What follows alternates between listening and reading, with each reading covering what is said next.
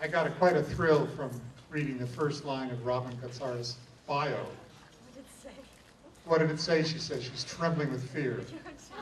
She says she got started, involved in the Parkinson's disease movement, dating from her husband's diagnosis, which was July 21st, 2009.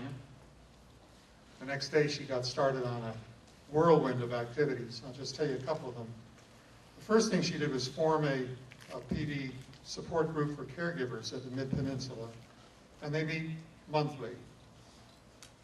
She is a Parkinson's Action Network advocate, and in this capacity she went not once but twice to that den of iniquity, Washington, D.C., where she lobbied Anna Eshoo. Anybody know Anna? Right, and also our two senators, Boxer and Feinstein, for money and for understanding more about the disease of the Parkinson's disease. She's a volunteer in a number of groups, and her efforts this year are directed at educating people in the importance of taking part in clinical trials. She's also involved with an organization called the Global Women's Leadership Network. And I think the home for that is in Santa Clara University, is that correct? Yeah, that's right, the Levy School of Business. So enough said. Robin Katsaras, I'm going to turn this functional microphone over to you. There you go. Thank you so much. It's so great to be here. I love coming to the Parkinson's Institute, and for those of you who haven't taken the time to talk to that wonderful woman that could reach you at the front desk, everybody know her name? Gloria. Gloria. Yay, Gloria. So thank you for having me. I really appreciate it. As mentioned, I got involved working with Parkinson's patients when my husband was diagnosed, which was July, actually 31st, 2008. I guess I typed it wrong. How many people here can remember when the day they were diagnosed? Probably to the minute and where you were and what the room looked like. And I remember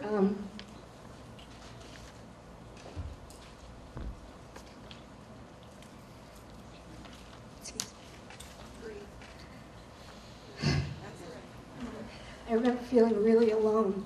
And so I hope today, before the day is out, what I wanted to impart upon you is that you're not alone. There's a lot of wonderful people to support you, whether it's a support group, whether it's the Parkinson's Institute, whether it's your doctor, whether it's your physician. So, here we go. The handout that I gave you has my top 10 suggestions for tips for PD caregivers. And a lot of these, most of them came from my tribe. I call them my tribe. I started a support group for caregivers, and as was mentioned, we meet the last Wednesday of every month from 10:30 to noon in Los Altos at the Nutra House. If you'd like more information about that, you can see me afterwards. And my number 10 tip seems kind of silly, but really, it's really important, and I think it sets the mood for the day, to start your day with laughter. And one of the gals in my group, and she's not here today, but her name is Virginia, she put me on to a laugh a day, where I get these emails now, and it really does make a difference. And let me just tell you a little story. Our family used to subscribe to the San Jose Mercury News, the San Francisco Chronicle, the Wall Street Journal, and then the New York Times on weekends. And slowly but surely, and that's how we would start our day, you know, with your coffee and reading your paper.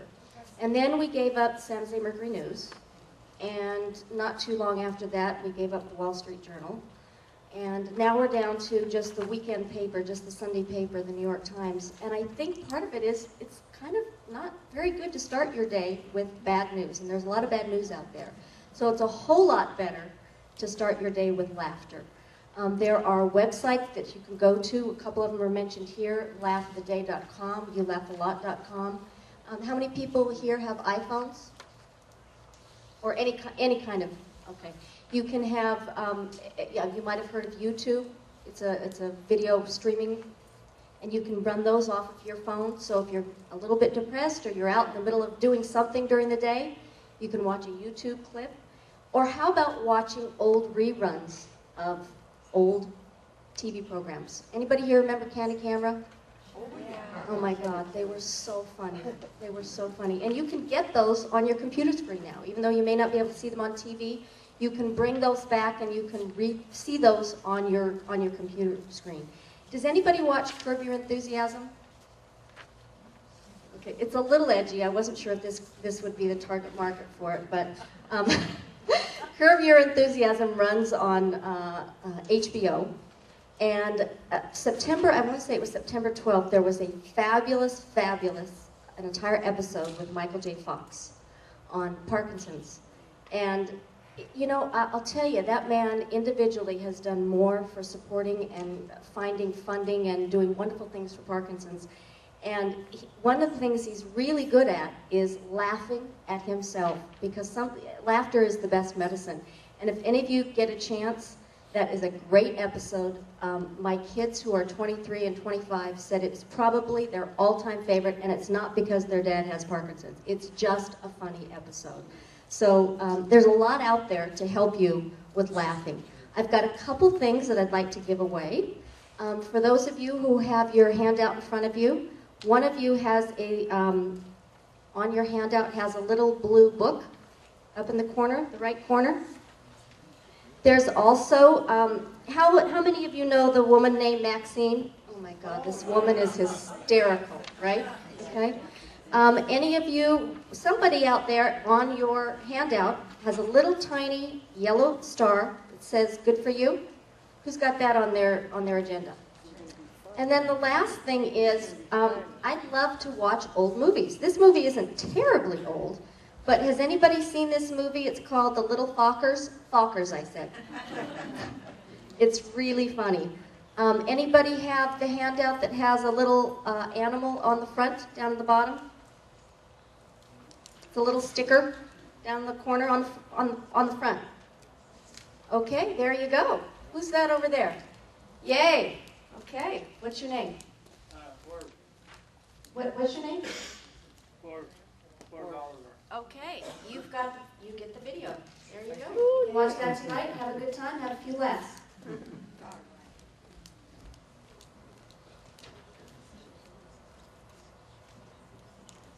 The next tip came from one of the people in my support group. Sometimes what happens is the person that you're taking care of may fall. They may not necessarily have hurt themselves, they've just fallen. If you're small or slight of build and you can't pick them up, it's nice to be able to have somebody that you can call that will come and actually help you lift that person up. I didn't know that this even existed in our county, but our county taxes pay for this. So my feeling is, we're all paying for it, why not use it? Okay? It's called Life Assist, and it's from the division out of the fire department. I've put the number on your handout, and it's up on the screen. Now this is for Santa Clara County. If you're in another county, I'm sorry I didn't look up the phone numbers for the others, but you can do a Google search on the computer. But this alone, I know one of the women that was in my support group, she had used this at least 4 different times. And it's helpful because you don't have to call somebody else that you don't know or rely on a relative. Now the first thing they're going to do is ask you if the person's hurt, and obviously if that's the case, they might end up calling an emergency vehicle. But generally, if somebody's fallen and they haven't hurt themselves and they ascertain that, they will come out within a very short amount of time and help you pick that person up. I think that is just a fabulous thing. The next one, number 8, help with balance and gait. How many people have a little bit of problem with shuffling, maybe? Anybody have that? Slouching a little bit? I remember when my husband was first diagnosed, he started to do this. He started to lean forward a little bit, and his steps weren't as big. And it was bothering me, and I kept saying, stand up straight, stand up straight. And there's a little store in downtown Los Altos called Footwear Etc. on Main Street. I don't know if any of you have heard of it, but they have a brand of shoes called MBT. And the way that they're made, they actually force you have to pick up your feet to walk in these. It's a little bit, you get a lot of exercise with your legs. But what's great is it did really help him to stand up straight and to take bigger steps. So somebody in the group is, if you look under your chair, there should be a single big brown shoe. So I just wanted to show these to you. They have, yeah. They just opened in Sunnyvale and Matilda. Great. So there's another footwear on Matilda in Sunnyvale. Perfect. These are great shoes. Can you see how the bottom is curved? And really, this did make a difference. These are not inexpensive. They range in price from about $150 to $425, so they're expensive. But the average price is around $175. But think about it. I mean, it's really important that you're walking properly. And these shoes, there's different kinds. We have two different kinds. We have the slip-on, and there's also the lace-up. So either one. And Faye, you're the lucky winner of a $100 gift certificate to put towards a pair of shoes. And I only ask that if you go there and Lyle, right, doesn't find something he likes, and you end up, I'm only asking that you use it for the MBT shoes, and if for whatever reason he can't find something, give it back to me and I'll give it to somebody else later, you know, at another event. Okay? So there you go. Okay, number 7, join a caregiver support group. I think this is probably the single thing that has kept me sane. And there's many different groups that are offered. I've listed the ones that are from our general area, and these are for caregivers. Because caregivers, we have our own issues. Sometimes we we have our own issues that we're dealing with. And there are quite a few support groups for people with Parkinson's disease, but it's also helpful to have a support group for the people that are taking care of you.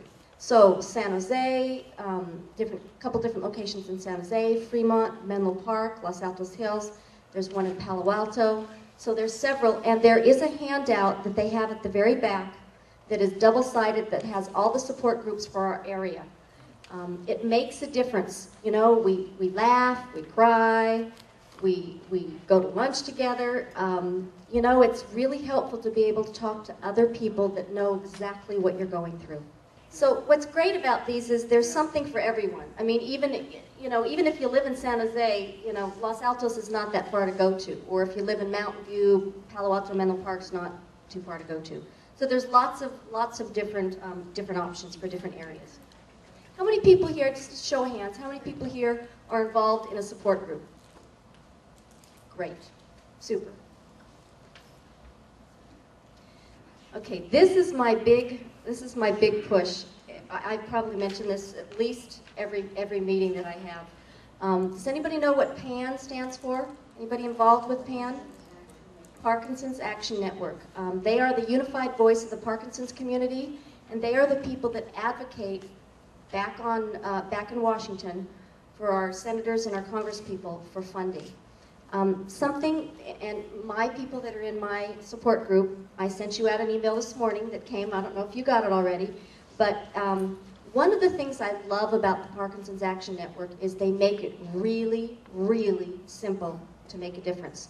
When I first was back in Washington, D.C. the very first time and I heard these people speak, they told me a story about, and most of these people that work for this nonprofit come from congressional offices. That's their background, so they've worked for either congresspeople or senators. And they mentioned that when they get phone calls from their constituents, it really makes a big difference. And the Haley Carpenter, who's the person that works with the volunteers, mentioned that something as minimal as 7 phone calls will take an issue from the bottom of the pile up to the top. Now, I don't know about you, but 7 phone calls is not very much. It really, truly isn't. My own support group could do that, and we could push the issue up to the top. And the other thing is, once you get, I've put their website address up on the screen, once you get on their website and get into their database, they will send you periodic updates. And what is going right now, we all have heard about the federal deficit and this, what do they call it, the super committee that's trying to shave off trillions of dollars from our debt. What we don't want to have happen is we don't want to have the NIH and the research dollars be touched. And the biggest reason and the easiest way I can think of to explain this is when you stop projects that can stop, they can start again later. As an example, a construction project. If you stop it at one certain point, it can be picked up later. If you shave off money from research projects, you can't, most of the time, you can't restart them where you left off. You have to start all over again, and everything you've done, and all the money, and the people, and the hours, everything you've done up until that point actually is a waste. So it's really important, if you do one thing, get involved, get into this website, give them your email address, and make a phone call when you're asked. I did this morning. I thought, I'm gonna do it. I'm gonna tell you that I did it. It took me less than 8 minutes, and that was 3 phone calls. Obviously, I didn't get through to the senator or the representative, but it doesn't matter. You speak with their, what they call their legislative legal assistant. And it makes a difference when you make a phone call. It really does. And the way it works for the Parkinson's Action Network, you simply put in your zip code. It will then search the database, and it brings up on the screen your representative, your 2 senators with their phone number, and they will give you a script with exactly what you have to say. You don't even have to think. You basically have to dial the number, and that's really what you're responsible for.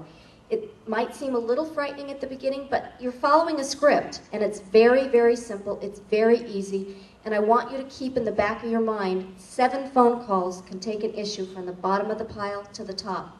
So, you know how we have relatives and friends that are following our progress and they want to help? This is a way they can help.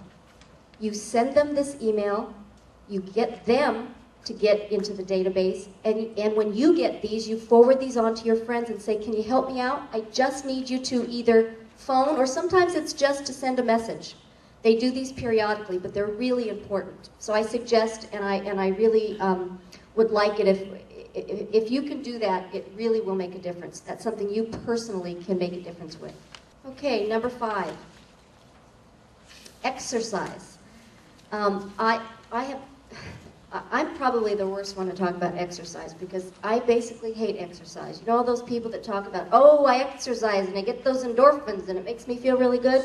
Well, I've never met an endorphin that I liked or didn't like because I've never met one before, okay? But outside of your medicine, I think it's probably the single best thing you can do to keep yourself ahead of the game. My husband, I think the thing that's going to be his saving grace is that he is a marathon runner. So exercise has always been a part of his life, and he is blessed with that. But one of the things that he has done is he has a personal trainer come to the house once a week. He works with him, and he works him hard. And this person, he's a personal trainer, and he works with a lot of people, but he has a pretty good percentage of his customers are PD patients. And so he knows exactly the exercises that are important for people with PD, for helping with gait, balance, shuffling, building up muscles in certain areas that are specific for people with PD. So there's a couple different names. The one that my husband has come to the house, and one of the board members here actually uses him. And anybody know who Andy Grove is, who's the founder of Intel? He has this guy come to his house. He's not super expensive. It's $80 an hour, but you know, it's worth it. It's the single biggest thing that my husband says. After he gets done, he's tired, but he feels really good. They keep track on a schedule of what they're doing so they can track the progress. And my husband and I just got back from a cruise not too long ago, and so he was out for 2 weeks, and then when he got back, Dave had gone on a vacation, so it had been 3 weeks, and he really noticed the decrease in his level when his trainer got back. So it makes a difference. It makes a difference. You've got to keep at it. And even if you don't have a personal trainer, do something. Get up, walk around your block, walk out in your garden, just being outside, getting some sunlight. You've got to keep busy. You know, as caregivers, we're constantly, one of the complaints that we talk about is we're hounding our spouses about moving. We can't do it for you. You got to do it yourself, and it makes a huge difference. Now, the other guy that's up there, Larry Hovland, he actually came and spoke at our support group, and he's a little bit less. I think he's $65 an hour. I can't remember. So I've put both of their names up there. Bodies in Motion, Colleen O'Kane is somebody that was recommended to me by one of my people in my support group. And she's a physical therapist, and she has special equipment for weight-bearing exercises that are specific for people with Parkinson's. It's $150 per visit for a 40 to 45-minute session, so it's not inexpensive, but she is absolutely, you can normally get reimbursed, some reimbursement from your medical care. And then there's also yoga. How many people here, anybody here do yoga? Yeah, it's great for stress reduction, and as we all know, stress is like the last thing you want to be around or have anything to do with when you have Parkinson's. So we've also listed one of the yoga instructors that one of the people in my group has used. So those are some great resources for you. Number 4, I just love this one. Communicate better with a wireless bell. Okay, how many people, now this was given to me by Sandra Overton, who was one of the people that was in my support group, and she has a relatively big house, and she'd want to be outside gardening. And her husband was at the point where he wasn't mobile any longer, and he needed to be able to get a hold of her, and shouting just wasn't working. So she went to in little downtown Los Altos. Sorry, I keep raising up Los Altos, but it is my town, and I love to buy local, so I'm talking about them. And there's something called, it's really simple. It's a wireless bell, and you simply put the bell. I've already put the batteries in here. One of you has one on it, and then the person that is the person with Parkinson's has the bell. And if they need something, they can ring this bell, and the person can be even outside in their backyard, and they hear it. It's great. You don't have to yell, but you can't take advantage of it, okay? So I do know that a couple of people have said they went to the Los Altos to the hardware store, and the guys didn't know where it was. So just if you happen to go there and they don't know where it is, it's on the very, very, very top shelf. So that's just... I know that sounds silly, but you know, if they don't know where it is, we can tell them where it is, okay? Top shelf, very, very top shelf. And actually, you can purchase these at almost any local hardware store. You don't have to get it from the Los Altos Hardware. And there's even, there's a website address that I've put up on the screen, and it is also in your handouts. So if you don't live near Los Altos, you have another option. Number 3, make life easier for yourself and for your caregiver. Something that, and some of these ideas I've gotten from some of the books and things that I've ordered online. Soap on a rope. You know, instead of having a bar of soap that slips out, that, you know, could fall on the ground and you have to be able to pick up, and if you've got it on a rope, I mean, something simple as that, and it makes a big difference. A terry cloth robe. If you use a terry cloth robe, you don't have to worry about towel drying yourself. You just put the robe on, and it kind of takes care of the extra dampness.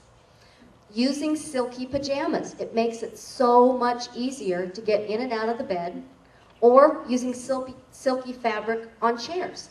Just sliding in, sliding out of the car. Something simple like that.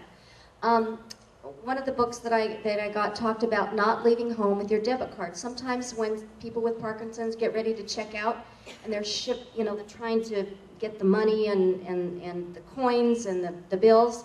If you use your debit card, you don't have to worry about taking extra time to do that. It's easier, it's quicker, you won't get any dirty looks, and you'll get in and out faster, so it's a lot easier. There's a couple of really good books that I have found. One is called the Caregiving Tool. This was put together, it's a management tool for caregivers. Quite frequently, when somebody's sick, family members get together, and you know, we're not always in the same location anymore, and they're in remote places. And it's really good to have some kind of a book that keeps track of the person, and phone numbers, coordinators, people, health insurance information, doctors, list of medications. There's a section on describing the kinds of qualities that you want when you're looking for a caregiver, which is really important. There's a way that there's checklists and charts, and it's a great resource if you're trying to keep everything in one place and to be able to have it where the person with Parkinson's is, so that no matter who comes in, which relative, if you pass and you're not seeing each other, there's always the book to refer to. It's also good if you're trying to give information to your caregiver and you want to make sure that they get everything that you've told them. If you put it in writing, you stand a much better chance of making sure that that happens. Where do you get that? This is, let's see, it's caregivingtool.com. It should be on your handout. It's only $29.95. It's great. And what's really great about it is all the forms that you use to fill in, there is a place at the back of the book where you can, thank you very much, where you can order just the extra forms you need. You know, quite often you get these books and then you run out of, and you have to go make up your own. So they've got extra forms. So this is a great resource. So you can order that over the internet, which is what I have done, and it's a great tool. Here's another one. How many people have seen this? I know that they were selling this downstairs at the Parkinson's, right here. Every Victory Counts by the Davis Finney Foundation. Anybody seen this before? This is another great tool. I've got cards. It's called Every Victory Counts. And for those of you who don't know this particular individual, he has Parkinson's disease. He designed this himself in collaboration with physicians, therapists, trainers. It's another great resource. And you can buy this online. And what's really great about this is once you purchase it, if you register and there are updates, you get the updates automatically. So it's another great reference. There's also another book that I ordered that is really good. This is similar to the other one. This is called Live Smart Elder Care. And this was put together by a brother-sister team that had parents that were, one was faced with Parkinson's disease, the other one had Alzheimer's. And they put this together out of sheer sort of to help with their own sanity, and figured that if they had to go through it, they wanted to make sure nobody else had to go through a lot of the pitfalls that they had. So it's broken down. It's a great resource. I just think that these practical tools are some of the best things that I found. And you know, any tool that we can have in our toolbox that makes it easier for us as caregivers or people with Parkinson's, to me, it's a great thing. Number 2, educate, participate, and empower yourself. One of my favorite books, and this is the one that stays on my dresser. Actually, it's in the family room, right next to the chaise lounge, is Parkinson's Disease for Dummies. I love this book. It's really easy to read. It's written really well. It's very simple. They've even got cartoons in it, so it makes it a little bit light of some of the things, because, you know, laughter is the best medicine. Anybody seen this before? Yeah, it's a great resource. There's another thing that I had ordered from Liana Marie's, Everything You Really Need to Know About Parkinson's, and these I took off the internet, and they're really, really simple, like this one that is called 55 Real-Life Secrets and Practical Tips that someone with Parkinson's can use every single day to make their life easier, happier, and more productive. I highlighted a couple of them that just sort of stood out to me that make things easier. We talked about this a moment ago. Bring your bank card when shopping. Many stores allow you to use debit cards, which are, as Mom says, the greatest invention. By paying with your bank card, there's no fumbling for change or trying to sign your name for credit cards or checks. And this will avoid any stress you may feel about being slow and holding up the lines. There's nothing like feeling guilty in a line because you're not going fast enough. This is where I also found the information out about getting in and out of the car. To make getting in and out of the car easier, if your car does not have leather or vinyl seats, put a piece of slippery fabric on the seat, and you can even use a garbage can. Anything that's slippery that makes it easier to get in and out. What did I say? Okay, no garbage cans. Garbage bag. I was just testing you, actually. I was just testing to see if you were paying attention. You're still awake. It's really hard to do the one after lunch, or after a break. This one I thought was real simple, but again, just common sense. Have a chair in the bathroom so you can sit on if the person gets too tired to stand while brushing your teeth. I know that sounds simple, but even if it's just a little stool, You know, it's something, it's not going to take up much space, but you put it in there, it makes a difference. Sign up for a seminar or class. Well, that's what you're doing here. I mean, here's the deal. You get Parkinson's, but it doesn't get you. You know, if you've got to do something to empower yourself. And I think, for me personally, I can only speak from my own personal experience, but being in support groups, getting educated, trying to make a difference in terms of the government and funding and doing everything I can personally sort of takes off. It helps you expand your vision so that you're not focusing on the negative, you're focusing on the positive. And Lord knows we need to focus on the positive. You can get email updates from many of the national PD organizations. There's a slew of them. You just have to do a Google search on the internet. There's the American Parkinson's Foundation, there's the National Parkinson's Foundation, there's the Michael J. Fox Foundation, which I think is absolutely fabulous. I'm going to talk about them in just a minute. They're all wonderful. They all do things a little bit different, and you can go on their websites and find out what the differences are among them, because it does get a little confusing, but they do have different focuses. Here's my big thing. Join a trial. And I would gather that probably the Parkinson's Institute, this is big on their list too. Everybody thinks that trials happen with other people. You know, it's always the other person that's going to do it. That's the first thing I want to just get that out of your head right away. And the second thing is, you don't have to have Parkinson's. Some of these trials are looking for people that don't have Parkinson's. I'm enrolled in a couple. I've been in trials, not for Parkinson's, but for other things. It really makes a difference. And they're not difficult. One of them, and I don't, Melanie, you or Dr. B, you might be able to help me. I don't know. What's the one with the smell? What's that trial that's... one for anosmia? I don't know what it's called, but bottom line is, it's really easy. It's really simple. There, she's got the handout in the back, right there.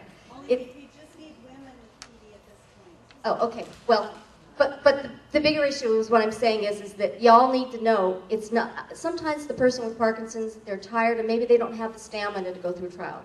You know, it just depends. But remember that you as the caregiver can. And if we all think that somebody else is going to do it, it's not going to get done. Okay, so it's really important that that you understand about trials, that you try and get involved. At the back of the room, there is a handout, I believe, so that they can tell you exactly what's going on here at the Parkinson's Institute. One of the things that the Michael J. Fox Foundation has just finished launching, it's called foxtrialfinder.org. And if you go to their, the main website for the Michael J. Fox Foundation, there's a link that goes to their Fox Trial Finder. And what it is a very simple way to put in, it asks you information such as your age, your sex, your zip code, and it can find trials based on the criteria that you're looking for. So it makes it real. We're trying to, the idea is they're trying to make these trials as easy and as accessible for everybody as possible. So I urge you to see what's out there, see what you can do to make a difference. And my number one tip is just to take care of yourself. You know, people that take care of other people, they tend to forget to take care of themselves. And it's not a selfish thing. You need to be able to take care of yourself. You need to be able to nourish yourself. You need to be able to take time off just for yourself. There's nothing wrong with it, and in fact, it's the right thing to do, because if you don't nourish yourself, you're not going to be able to take care of somebody else. It's mandatory. It's not optional. There's a couple little places. These are just little things to do. A couple little places that friends of mine have mentioned. Again, Mountain View, Los Altos, Palo Alto. One place is called Foot Envy, where you go in. It's $25 for an hour massage on your feet. If they do your legs, they kind of do your head. It's in this nice, quiet, dark room. Foot Envy, the one in Los Altos, is over by, for those of you, it's on El Camino Real, next to the Adobe Animal Hospital, across the street from the CVS. That's pretty close. And I think, did I put the address in your handouts? So I hope those have helped you. Those are the things that have helped me and have helped my group. I really appreciate the opportunity to be able to talk to you. I hope that those things that I've passed out, I hope you use them. They're very practical, and I just want you all to know that you're not alone. Thank you.